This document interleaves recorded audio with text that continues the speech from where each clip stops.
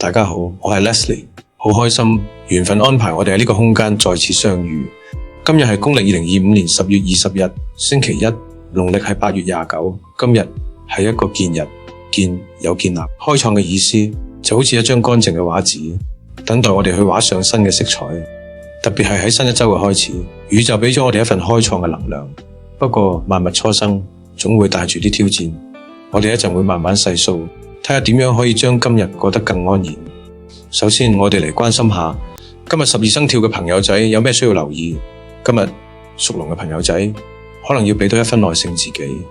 因為今日係辰戌上衝，你可能會感覺到事情有啲阻滯，尤其係同人溝通嘅時候容易有啲小誤會。如果你係2012年或者1952年出世嘅朋友，感覺會更加明顯。記住言多必失，今日適合靜靜地做好自己嘅事。如果想化解一下，可以佩戴兔仔形狀嘅飾物，兔仔嘅溫和可以中和呢份衝撞，就好似喺一杯烈酒入面加入一滴甘露，令一切變得柔和。有啲朋友需要沉澱，亦有啲朋友今日嘅星空為你而閃亮，就係屬兔、屬馬同埋屬虎嘅朋友。屬兔嘅朋友貴人運唔錯，不妨多啲同團隊溝通，會得到意想不到嘅支持。而屬馬同虎嘅朋友今日行動力特別強，如果心入邊有咩計劃，不妨勇敢踏出第一步。機會往往係留俾有準備而且敢於爭取嘅人。講完人，我哋講下環境風水，其實係環境嘅心理學。我哋睇下今日邊個方位可以帶俾我哋多一分幸運。今日嘅財神同喜神都好有默契咁停留咗喺正南方，所以如果你今日要傾生意見客，不妨約喺公司或者屋企嘅南面。如果你想增進人緣，約會心儀嘅對象，亦可以選擇去城市嘅南邊行下。就算只係靜靜地面向南方飲一杯茶，都係一個吸收好運嘅簡單方法。時間係我哋最公平嘅朋友，但喺唔同嘅時間做唔同嘅事，效果可以好唔一樣。我哋嚟睇下今日嘅時間地圖。今日有3個黃金時段，第一個係凌晨嘅人時3點到5點，適合早起嘅朋友為自己沖一杯茶，喺寧靜之中為一日嘅藍圖做好規劃。第二個係中午嘅午時11點到1點，呢個係一日之中能量最強嘅時候，適合做最重要嘅決定或者同重要嘅人見面。第三個係下午嘅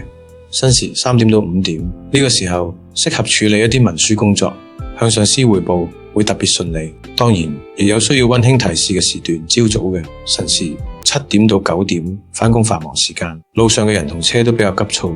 我哋不妨戴住耳機聽一首你中意嘅歌，將心放慢啲，提早出門傍晚嘅有時5點到7點，收工時間盡量避免同人爭論，亦都要睇好自己嘅財物，唔好急於離開。喺我哋睇唔到嘅地方，總有啲力量喺度默默守護或者提醒我哋，呢啲就係天上嘅星辰。今日嘅吉神有天喜同武昌天喜星，代表今日你嘅心情會比較愉快，容易遇到一啲微小但實在嘅快樂。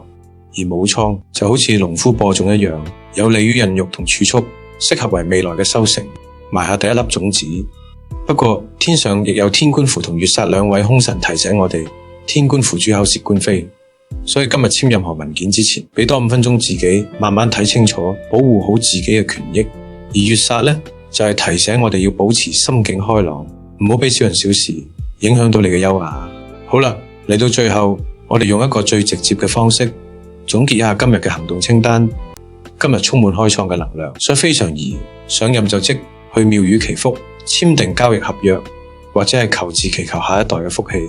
但係一啲會帶嚟大變動或者耗散能量嘅事，今日有記住啦。例如動土裝修、安裝白事、開倉派錢同埋儀式搬屋，我哋就不妨揀個第2日再做。總括嚟講，